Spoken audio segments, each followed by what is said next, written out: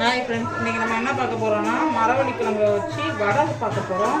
இது பாருங்கள், நான் மரவள்ளி கிழங்கை கொஞ்சம் பொடிசாக நறுக்கி அதை மிக்ஸியில் அரைச்சி எடுத்துருக்கேன்.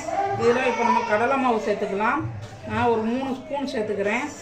தேவைன்னா நம்ம மிக்ஸ் பண்ணிவிட்டு பார்த்துக்கலாம்.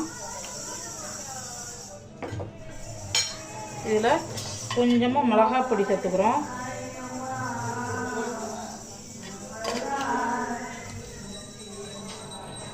கொஞ்சமாக பெருங்காய பொடி,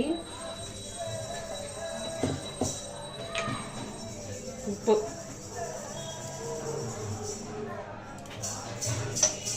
இப்போ இதை நம்ம மிக்ஸ் பண்ணிக்கலாம். இப்போது எண்ணெய் காய வச்சு அதில் கடுகு, உளுந்தம்பருப்பு போட்டு மல்லி இலை, கருவேப்பிலை போட்டு தாளிச்சிடுவோம். இதை இந்த நமக்கு வடை பிசைஞ்ச மாவு போட்டுக்கலாம்.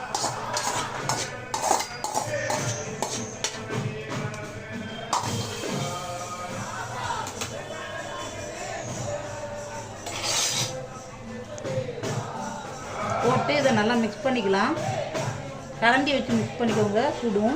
இப்போ நான் எண்ணெய் காய வச்சு வச்சுருக்கேன். நம்ம எண்ணெய் தாளித்து ஊற்றுனதை ஊற்றி பிசைஞ்சாச்சு. இப்போது இதை நம்ம வடை மாதிரி தட்டி எண்ணெயில் போட்டு பொரிச்சு எடுத்துக்கலாம். இப்போது எண்ணெய் நல்லா காஞ்சிருச்சு.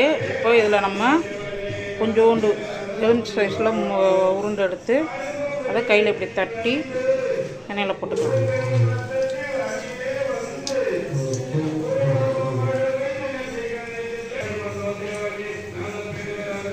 இது மாவு மட்டும் நம்ம மாவாக சேர்த்ததுனால கொஞ்சம் மையாக இருக்குது. நீங்கள் வேணும்னா கடலைப்பருப்பை ஊற வச்சு அதை அரைச்சும் சேர்த்திங்கன்னா பருப்போட கன்சிஸ்டன்சியில் இருக்கும்.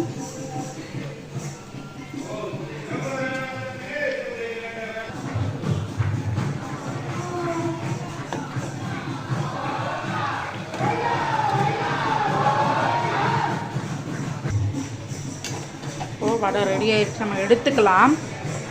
இப்போது இந்த வடை மரவள்ளி கிழங்கு வடை மாவுலேயும் நம்ம ஃபிங்கருக்கு மாதிரி ஒல்லிய மாவு எடுத்து அதில் பிரெட் க்ரம்ஸ் ஆட் பண்ணி ஃபிங்கராகவும் போடலாம். பாருங்கள், மரவள்ளி கிழங்கு வடை ரெடி ஆயிடுச்சு. உங்கள் வீட்லேயும் இந்த ரெசிபியை ட்ரை பண்ணி பாருங்கள். இந்த ரெசிபி உங்களுக்கு பிடிச்சிருந்துச்சுன்னா எங்கள் பொன்மதி வீட்டு சமையல் சேனலை லைக் பண்ணுங்கள், ஷேர் பண்ணுங்கள், மறக்காமல் சப்ஸ்கிரைப் பண்ணுங்கள். தேங்க்யூ.